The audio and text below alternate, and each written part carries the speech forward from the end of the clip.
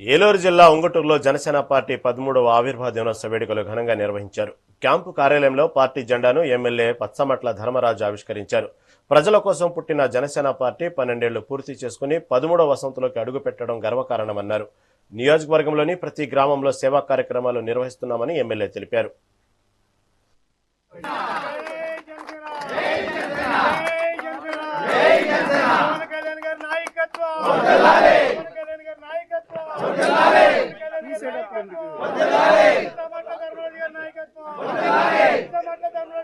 ఉంగుటూరు నియోజకవర్గంలో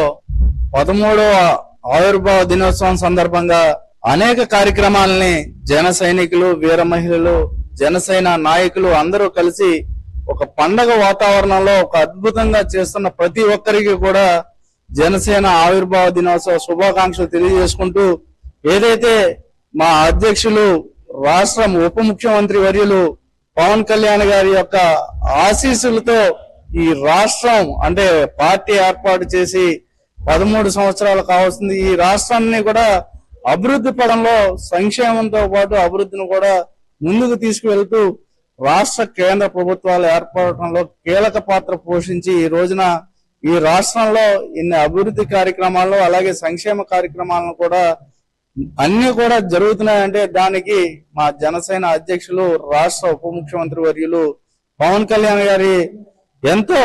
ఆలోచన విధానం, ఆయన స్ఫూర్తి అన్ని కలగలిసి ఈ రోజున మనం చేస్తున్నాం. అలాగే ఎక్కడో ఆదివాసీ ప్రాంతాలలో కూడా గత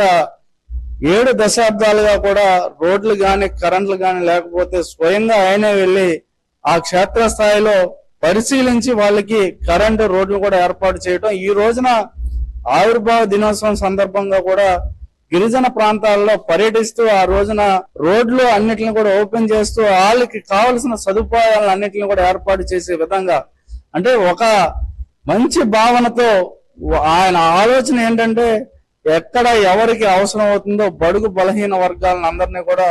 ముందుకు తీసుకురావడం, అలాగే రాబోయే తరాల గురించి కూడా ఆలోచించి ఆయన అనేక నిర్ణయాలని, అంటే ఈ రోజున గ్రామ సభలను కూడా